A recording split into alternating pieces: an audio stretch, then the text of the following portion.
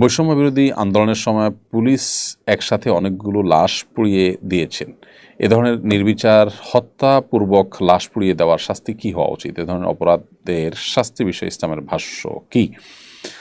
দেখুন, মানুষের হত্যা পর আবার লাশ পুড়িয়ে ফেলানো, এটাকে ফাসাদ ফিল আরদের আওতায় ফেলানো যায় কিনা, এটা ইসলামী শরিয়ার যারা দায়িত্বশীল আছেন, ইসলামী শরিয়ার বিচারিক দায়িত্বে যারা থাকেন, তারা নিরূপণ করবেন, তারা ঠিক করবেন।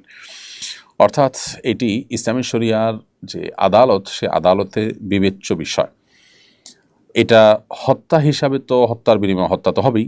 ইসলামী শরিয়ার দৃষ্টিকোণ থেকে এই হত্যাকাণ্ডের সাথে যারা জড়িত তাদের তো মৃত্যুদণ্ড হবে, এটা তো নিশ্চিত যদি এটা প্রমাণিত হয়।